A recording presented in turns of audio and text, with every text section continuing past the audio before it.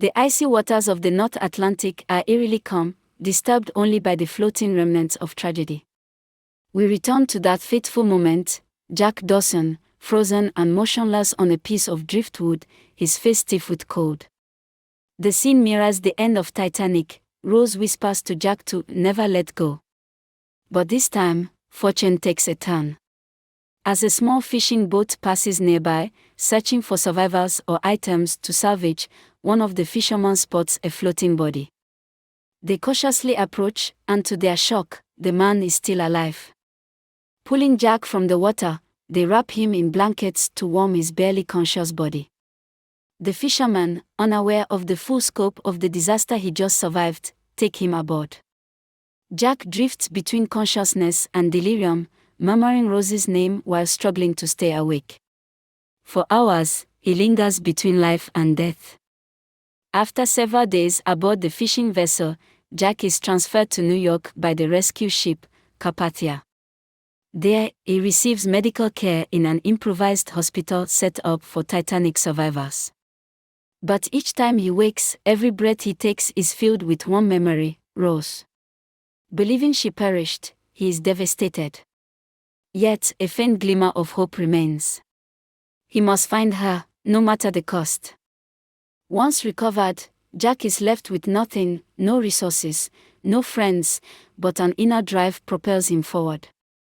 He recalls Rose's face, the promises of living a free life together, and the fiery love they shared. The chaos following the Titanic's sinking scattered thousands of survivors, many with no information about their loved ones. Jack begins a desperate search, determined to find Rose among the survivors. He roams the streets of New York, questioning everyone he meets, combing through hospital records and relief centers. Weeks pass, and Jack is on the verge of giving up when he hears a rumor at a boarding house where he is staying. A woman matching Rose's description had been seen. A first-class passenger, alone, had supposedly taken on a new identity to escape her past. Jack isn't sure if this information is reliable, but it reignites his hope. His search leads him to Philadelphia, a distant city where some Titanic survivors sought refuge from the press and public scrutiny. There, Jack learns that Rose did indeed survive, but she changed her name to avoid being found by Carl Hockley, her abusive former fiancé. This news brings Jack some relief, but it also fuels his desire to find her. In Philadelphia, Jack discovers that Rose, believing him to have died in the ocean, has moved on with her life. She has taken the name Rose Dawson in tribute to Jack, but the gesture is merely symbolic. To survive the pain of the tragedy, she married a kind but simple man, James Wright, whom she met shortly after the sinking. Jack is heartbroken by this revelation. How could the woman he loves have married so quickly, without searching for him, without hoping he had survived, just like she had? He watches her from afar, living in a cozy little house, hearing her laughter with James as if each one were a dagger to his heart. His mind oscillates between anger and love, between despair and determination. One day, unable to remain in the shadows any longer, Jack confronts her at a reception she is attending with her husband. The shock is overwhelming. Upon seeing Jack, Rose drops her glass of wine, shattering it into 1,000 pieces. Time seems to stop for both of them. She cannot believe he is alive, and a wave of conflicting emotions crashes over her: joy at seeing him, guilt for leaving him behind, and the agony of having built a new life without him. Jack is torn. He knows he survived the Titanic's horror to find her. He has endured unimaginable trials, believing they were destined to be together. But the harsh reality strikes: Rose has moved on. She is no longer the woman he knew on the Titanic. Jack reminds her of their intimate moments, the promises they made, but Rose remains guarded. "Jack, I loved you. I still love you," Rose admits, tears in her eyes.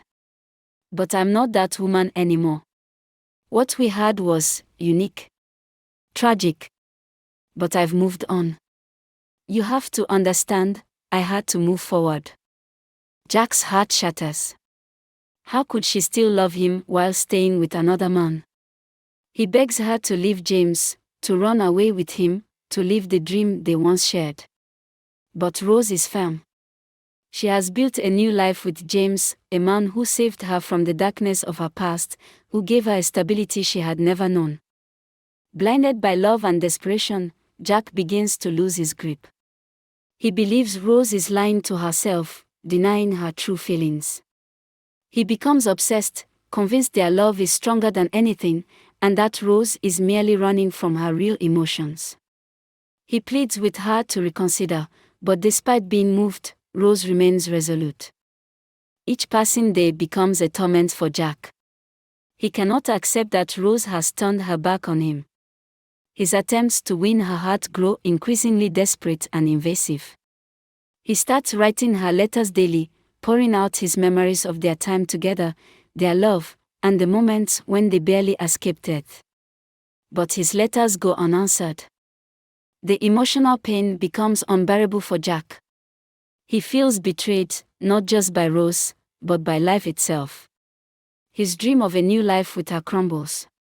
He spirals into alcoholism, wandering the streets, sometimes calling out her name in the dead of night, searching for meaning in his existence. The world around him becomes a blur, and all he sees is Rose's face. He starts following her, silently watching her house, like a ghost, hoping she will one day change her mind. On a dark and stormy night, consumed by jealousy and despair, Jack decides to confront Rose one last time. He follows her home, waiting until she is alone. Rose, sensing the tension building for weeks, knows that this meeting will be decisive. When Jack knocks on her door, she is ready. Ready to tell him once and for all that he must let her go. But Jack, emotionally exhausted, can no longer contain his pain. His pleas turn into accusations. He accuses her of betrayal, of forgetting their love, of replacing him so easily. Rose tries to calm him, to speak reasonably, but Jack is no longer listening. In a moment of desperation, he grabs her, trying to make her understand the depth of his suffering. But things quickly spiral out of control. Rose struggles to break free, and in the struggle, Jack, without meaning to, holds on too tightly. Rose, shocked, collapses to the floor, lifeless. Jack, horrified, realizes he has just killed the woman he loved more than anything. Jack falls to his knees, tears streaming down his face, realizing he has destroyed the only thing that mattered to him. His mind is overwhelmed with remorse and guilt. He knows he will never forgive himself. In a state of shock, Jack finds a gun in Rose's house, and with one last thought for the love they once shared, he takes his own life. In the days that follow, the news of the murder-suicide spreads like wildfire. The community is in shock. James, Rose's husband, is devastated. He cannot comprehend how a man he never knew came back from the distant past to destroy everything. The townspeople whisper about the mysterious man who survived one of the greatest maritime disasters only to succumb to his own despair. The tragedy of Jack and Rose, who survived the Titanic sinking, is ultimately swallowed by the waves of oblivion, just like the ship itself. Their love, once a beacon in the darkness, ends in blood and sorrow, symbolizing the destruction caused by nostalgia and the inability to move on. If you like this story, please like and subscribe. See you on the next one.